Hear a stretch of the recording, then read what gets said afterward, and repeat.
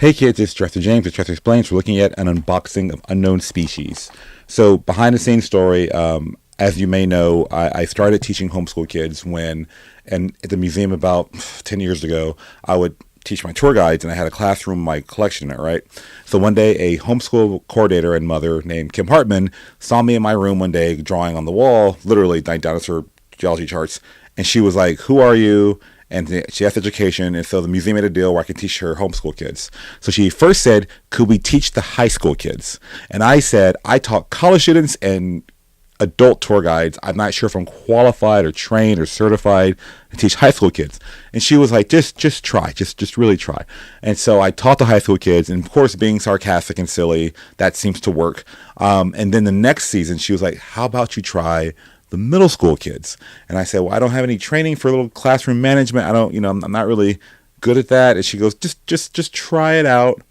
And so I taught the middle school kids, and of course, an adult who has dinosaur toys, who tells jokes and runs around, they loved that.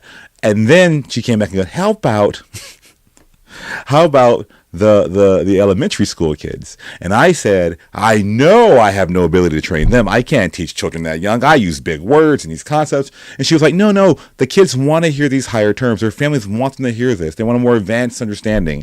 And so, and even when you say the big words, you use context clues, they can figure out what you're saying, right? So I taught the little kids, and of course, seeing an adult dressed like this, talking about dinosaurs, running around, it happened. So they for many years I taught that group and many other homeschool groups. And so Kim Hartman, her son, I met up with her son, who one of my earliest students at the museum, and he's now a grown man. And I remember he get this gift that his mother had collected years ago for me, and I get to open it finally. So so basically it is Schleich or Schleich. I don't know how to say it properly. So there's out of all the companies, that one was already open. Okay. Hold on a second. I'm not taking this out. Oh, there. You need to see my failure. You need to see the failure as it happens live. So the bag is now empty. So these are these little mini dinosaur baggies that are very glossy for the camera. And so basically what's going on, you can see the bag right there. And I turn it around, and there's pictures of it right there. There's content. And so the idea is that what makes it's okay. Before I say any further, it's spelled Schleich.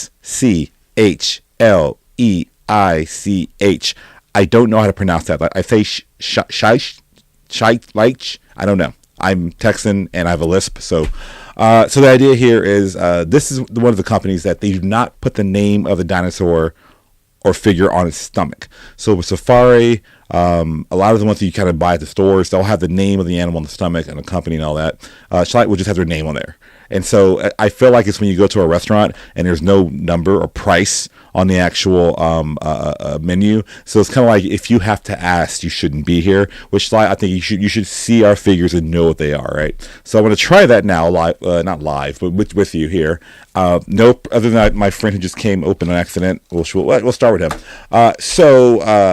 Let's do it this way. So the first one, looking at them, I'll push a little forward. The first one here, and it doesn't tell you the individual figure. There's just a figure. And so looking at this little guy, I'm going to do more of that. There we go. Oh, that's not good. That cord should not be there. Okay. Oh, it's still there. How about that? Was it there the whole time? I don't know. What's going on down here? Oh, that's my taxes. How about that? Okay, so we're going to look at, that's there. Nope. That's it. So this figure, this little guy here, is my interpretation is a Kentrosaurus. Now I've done a video on Kentrosaurus already. Kentrosaurus is I would say probably the second most famous stegosaur. After Stegosaurus itself. It's from Tanzania, Africa, from late Jurassic, so it's a contemporary, living the exact same time as Stegosaurus in North America. This guy's found in Africa. It's only 3 feet tall. What makes it stand out is that there are a row of plates to the midway point over the hip, and then it becomes spikes. Where Stegosaurus has plates the whole way down and then 4 spikes at the tail, this guy has spikes all the way down, and there's 2 spikes on the shoulder. And that's something that makes him very special, and that's Kentrosaurus. Again, I have a whole video on Kentrosaurus. That's my best guess. Now, I do know most Stegosaurs in the Jurassic had plate spine combinations. The American Stegosaurus is unusual because it's mainly plates and less spines. And the shoulder spike is something we see in North America and in other species in Asia and Europe and now in Africa here. I will also point out, if you notice, there's paint on my hand at the Children's Museum. There's a lot of our activity this week is food coloring. So it's a lot of kids spill things. So please excuse that. Now, next package. Oh, this one's... Oh, okay. So here's one that's partially open. This looks like... This looks like a baby T-Rex. I say baby because it has really big feet, long legs. The head's pretty big. The body's not as well developed. And I say it because I did a video last week about T-Rex and baby T-Rex and how rare they are. And that the idea is that when you, think of a puppy, they have really big feet, right? And they grow into their feet. Think of a baby, they have really big eyes in proportion to their head, big heads, because as they develop, that your eyes, as a human, don't really change size. Your head just kind of gets, your body catches up, essentially. And so looking at this little guy, it has two little fingers. It's still in the Jurassic Park paws, but it has 2 fingers, the 3 toes in the front, a dewclaw on the back. So it's basically a Tyrannosaur of some type. I mean, I would say Tyrannosaurus Rex. I mean, if anything else, it could be a Tarbosaurus, which is a close relative of I mentioned that in the Tarbosaurus video, that when they first found Tarbosaurus, it was given the same genus as Tyrannosaurus, different species. They've since given its own genus, which is Tarbosaurus, and now it's still the same species from before. But again, I would say it's Tyrannosaur, right? And so I'll put that guy here. Where are we next? We're looking at this one. So this one is not opened at all. Is there a tear? No, it's not. So I guess I have to call upon the official scissors of Jurassic James, which I hear you all like, apparently. Huzzah. Let's see. Well, very Vanna White. For those of you born in the 2000s, in the Wheel of Fortune, there was a lady who would stand and do this and turn the letters. Wheel of Fortune was a game show from the 1900s. The point is, we're going to open it now. I'm going to cut that there. We will not see the scissors because they'll be needed again. And this, okay. So this, I believe, is a Pentaceratops, which is also did a video on. And so the reason it has 3 horns. So do know the name Triceratops. Tri means three. Sarah horn. Tri means 3. Sarah means horn. Opsia means face. 3-horned face. And Triceratops was the first of the horned dinosaurs ever found. Turns out like half of the horned dinosaur, actually more than half the horns. But the idea is that with Pentaceratops, what makes it stand out is the way its frill is very tall and it dips down. And I believe they're from New Mexico, Lake Cretaceous. And so this guy is a baby Pentaceratops. This is Penta instead of Tri because there's 3 horns on the face, but these little ridges on the side are so well developed, they look like 4 horns. So it's like a 5-horn animal. And so this guy is something that's really not found in the North American South. So I think New Mexico, that region there, not where Triceratops is found, mainly like in Saskatchewan, Alberta, Montana, South Dakota, those regions, right? And so that's what you're seeing here, Pentaceratops. And I have so far I have a video on all these guys. If you have more questions, okay. Let's see. This is this is gonna be a hard one. I don't know. Well, okay. So this guy, this thing, it gives me Dromaeosaur Raptor vibes. And like I said, I'm guessing these are supposed to be babies, probably. I'm not sure if it's not just minis. Okay. And so looking at this guy here, what makes it annoying to me is that a lot of toy companies will make a Dromaeosaur, the Raptors, and if they don't have 5 digits on their feet, they have only 4. They walk on 2. The big claw, your sickle claw we're thinking about is here, and they have a dew claw on the side. Often people don't realize that. Like a dog, they have a little claw that's there. So there's 4 claws. There's 2 they walk on. We found 2 toe tracks, and the third and the middle one here is larger one. It's like the big hook claw. And they also make Dromaeosaurs without that hook claw like this, which is like defeats the point.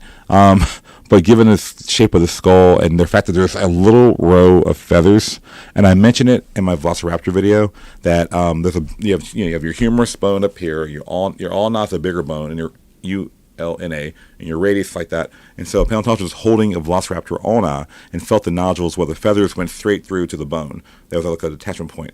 And so the idea is that we know Dromaeosaurs at least had feathers there. We believe they were like covered entirely, but except for their face and their feet. and part of their hands. But the idea is that this guy has a little feather ring there, so it's some kind of dromaeosaur. The feet do not appear that way.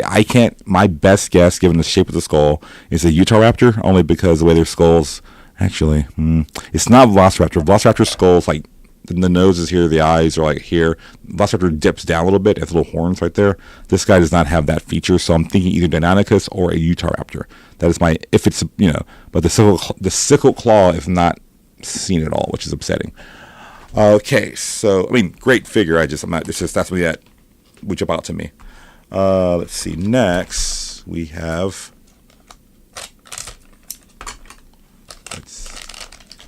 what appears, this is a Triceratops. Now, Triceratops having 3 horns, right? Yeah, because I would say my first thought was Triceratops. My first gut reaction was Triceratops. It could have been a Torosaurus, a close cousin, but Torosaurus' frill is a little bit more narrow than Triceratops, not as round. And so, like I said, 3-horned face. This is pretty close to, has all the major parts. The feet, that's unfortunate. Well, the feet have 4 digits, that's good, but the forelimbs have 5. So Triceratops has 3 clawed forelimb digits and then 2 small nubbins like that. This guy has all 5, but whatever. It's a small figure. So this is the first time. So these two live together. T-Rex and Triceratops are contemporaries. That's something the rest of these guys are separated by time and space, right? So next we have.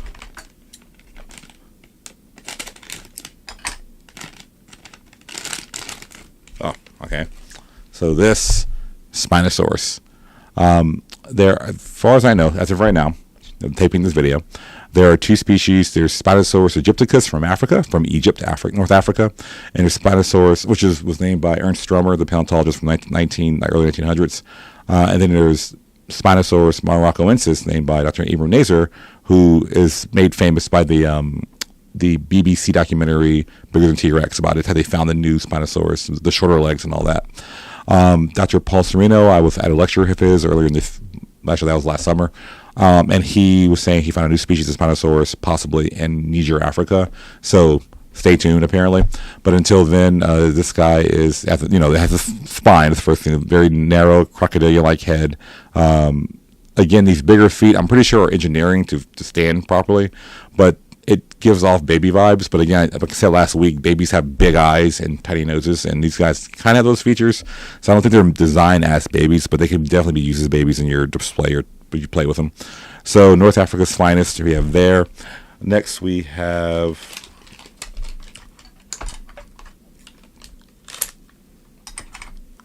and it is another Triceratops.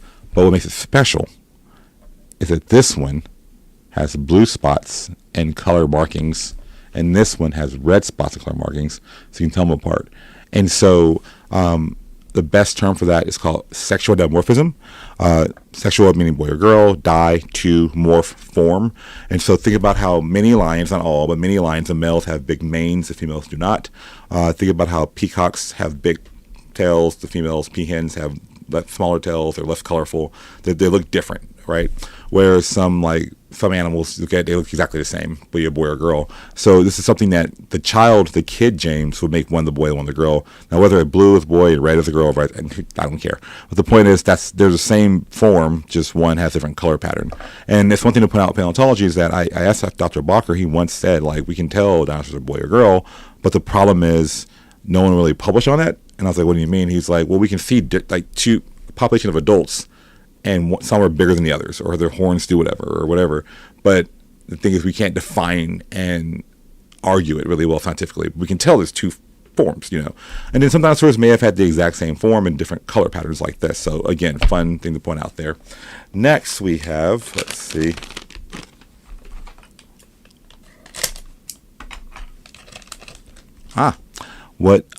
Ankylosaurus. So what's really cool about this guy is that he is not Euoplocephalus, it is Ankylosaurus. And so I think I haven't done a video on it. So Ankylosaurus is the largest of the ankylosaurids, the largest armored dinosaurs. It lived 68 to 66 million years ago. And it is a contemporary with Triceratops and T-Rex. What's unique about Ankylosaurus is that, one, there's very few ankylosaurid tail clubs. The way the armor is aligned is just like there's these osteoderms. Osteo means bone, derm means skin. So they have skin in their bone. The armor plating you see here. Often the case, people confuse, or toy makers confuse, Ankylosaurus with Euoplocephalus. Those are two armored dinosaurs, and the idea is that actually I have Ankylosaurus there and Euoplocephalus there, and the idea is that the Euoplocephalus has like two larger spikes here. There's two over the tail there. Ankylosaurus is more uniform across for the most part in comparison, and so that's why I saw this as always. This is definitely Ankylosaurus itself. It's not as fancy looking, but it's bigger, right? So the contemporary of T-Rex.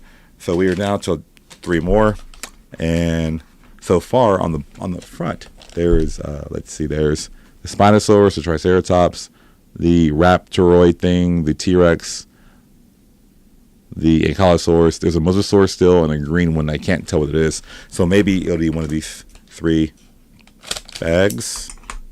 Let's see. Oh, there it is, the Mosasaur. Very nice, very interesting. So Mosasaurs, not dinosaurs. In general, dinosaurs live on land, right? For the most part. There's a few, like Spinosaurus is back and forth. We can tell here and there. The Baryonyx and his cousins may prefer water than like dry land. But if it's living in the ocean, if it's a mosasaur or ichthyosaur or a plesiosaur, it is a marine reptile.